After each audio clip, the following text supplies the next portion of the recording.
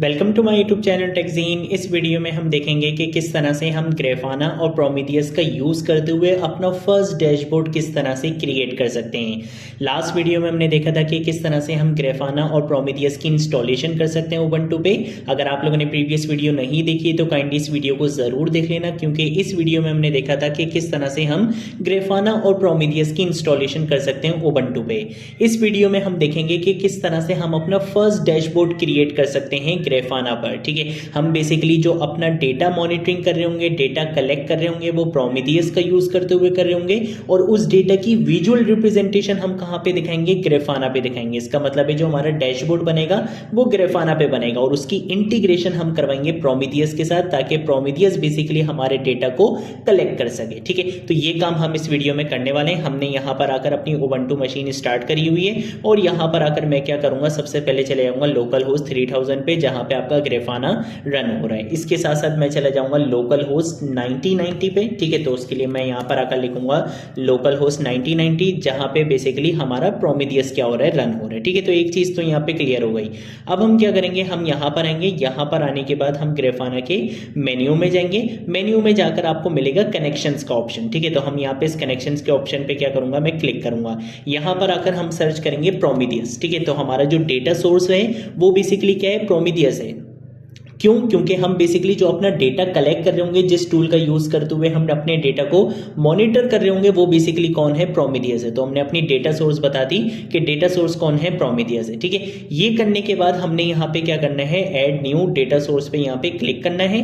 यहाँ पर आकर हम इसका यूआरएल बताएंगे। यूआरएल हमारा क्या है, लोकल होस्ट 9090। ठीक है, ये स्टार्ट का आपने सिर्फ रखना है, बाकी का आपने नहीं रखना। हम यहाँ पर आएंगे, यहाँ पर आकर मैं इस यूआरएल को पेस्ट कर दूंगा। ठीक है, तो मैंने अपना ये यूआरएल बता दिया, और उसके अलावा हमें यहाँ पे कोई और ऑप्शन मार्क करने की नीड नहीं है। मैं यहाँ पे सेव एंड टेस्ट पे क्लिक करूंगा। अगर यहाँ पे सक्सेसफुली लिखा हुआ आ जाए, इसका मतलब है कि ग्रेफाना और प्रोमीथियस बेसिकली आपस में क्या हो चुके हैं, इंटीग्रेट हो चुके हैं। ठीक है, तो अब इसका मतलब है कि ये इंटीग्रेट हो चुके हैं। अब हम क्या करेंगे, बेसिकली अपना फर्स्ट डैशबोर्ड क्रिएट करेंगे। तो हम यहाँ पर आएंगे।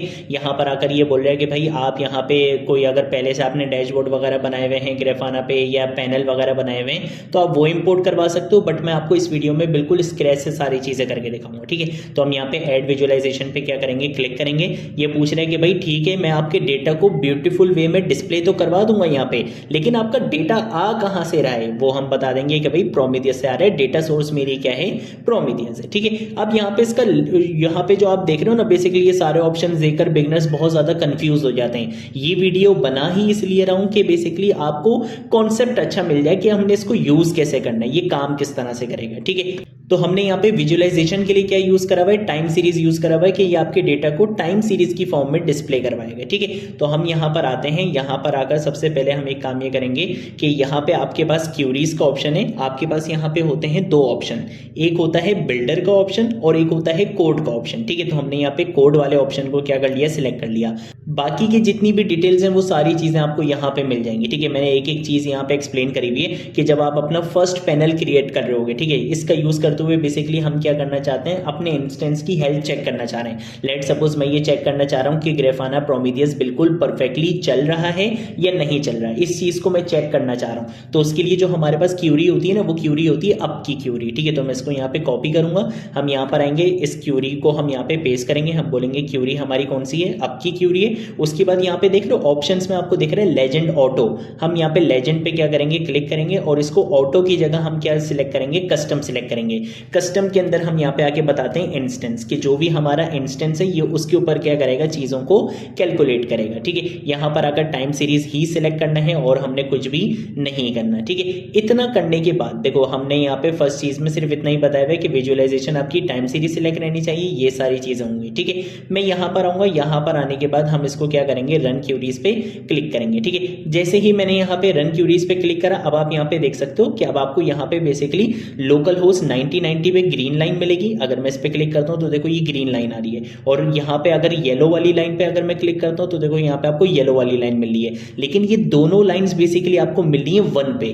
1 का मतलब होता है अब का मतलब है कि सारी चीजें सक्सेसफुली चल रही हैं। इसका मतलब है कि लोकल होस्ट 9090 भी स्टार्ट हुआ है, बिल्कुल अप है, आप इसको यूज कर सकते हो। और लोकल होस्ट 9100 भी अप है, ठीक है। अगर मैं आपको यहाँ पे आके करके भी दिखाऊं, अगर मैं यहाँ पर अगर लिखता हूँ लोकल होस्ट 9100, जो बेसिकली आपके नोड एक्सपोर्टर का होता है, लास्ट वीडियो में हमने नोड एक्सपोर्टर की इंस्टॉलेशन करी थी ना, ये बेसिकली उसका दिखा रहा है, ठीक है। तो ये बेसिकली बता रहा है कि भाई दोनों चीजें अप हैं, 1 पर आ रहा है इसका मतलब है अप है, अगर ये 0 पर आता है इसका मतलब है कि ये दोनों चीजें स्टार्ट नहीं है, ठीक है। तो अब आप देख सकते हो कि ये दोनों ऑप्शंस बेसिकली कहां पे दिखा रहे हैं, 1 पे दिखा रहा है, इसका मतलब है कि दोनों ऑप्शंस क्या हैं, अप हैं। तो इस तरह से बेसिकली आप ये भी चेक कर सकते हो कि मेरा सिस्टम अप है या डाउन है, ठीक है। तो एक चीज तो हमने यहाँ पे ये देख ली।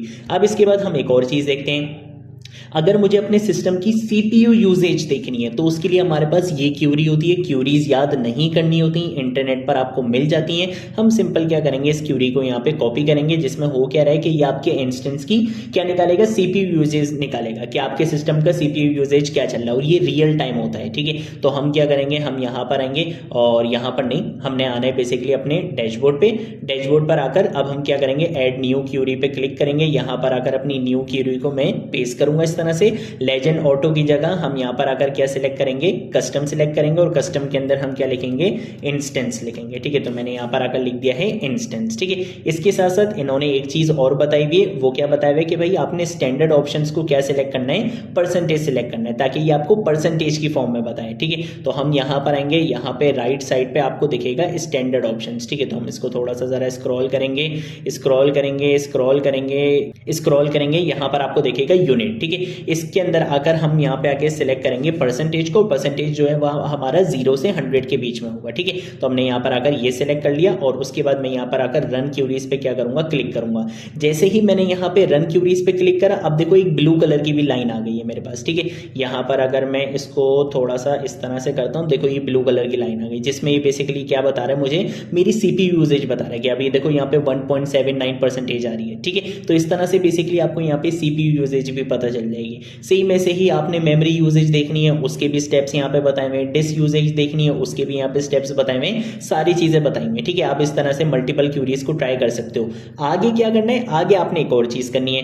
मैं क्या करूंगा, मैं यहाँ पर अगर बोलूंगा कि मुझे लास्ट 6 आवर्स का नहीं दिखाओ, बल्कि मुझे लास्ट 5 मिनट्स का दिखाओ, कि मुझे हर 5 मिनट का तुमने दिखाना है। रिफ्रेश के लिए अभी रिफ्रेश किया हुआ है, ऑफ हुआ है, मैं बोलूंगा कि हर 5 सेकंड के बाद तुमने क्या करना है, रिफ्रेश करना है। यानी कि हर 5 सेकंड के बाद ये पिछले 5 मिनट का मुझे डेटा क्या करता रहेगा, दिखाता रहेगा, ठीक है। मैं इस डैशबोर्ड को यहां पर आकर सेव करूंगा, न्यू डैशबोर्ड की जगह लिख लेता हूं माय फर्स्ट डैशबोर्ड, ठीक है। इस तरह से मैं यहाँ पर आकर लिख लूंगा माय फर्स्ट डैशबोर्ड लिखूंगा, इसको हम यहाँ पर आकर क्या कर लेंगे, सेव कर लेंगे, ठीक है। तो अब अगर मैं वापस आता हूँ यहाँ पे डैशबोर्ड्स के ऑप्शंस पे, यहाँ पे आप देख सकते हो माय फर्स्ट डैशबोर्ड आपको मिल रहा है। मैं यहाँ पर आऊंगा, यहाँ पर अगर आप देख सकते हो मेरा डेटा आ रहा है, ठीक है। हर 5 सेकंड के बाद मेरा डेटा क्या होता रहेगा, अपडेट होता रहेगा। देख रहे हो यहाँ पे चेंजेस हो रही हैं, हर 5 सेकंड के बाद ये क्या करेगा, आपको पिछले 5 मिनट का डेटा यहाँ पर ला कर देगा, कि ये आपकी सीपीयू यूजेज आ रही है, ये सारी चीजें देखो बता रहे हैं। आपका सिस्टम जो है वो अप है, जैसे ही डाउन होगा ये 0 पे चले जाएगा, अभी 1 पर है, इसका मतलब है कि अप है। तो इस तरह से ये सारी चीजें देखो आपको यहाँ पे पता चलती रहेंगी, ठीक है। तो ये बेसिकली हमारे पास कॉन्सेप्ट होता है कि किस तरह से हम प्रोमीथियस और ग्राफाना की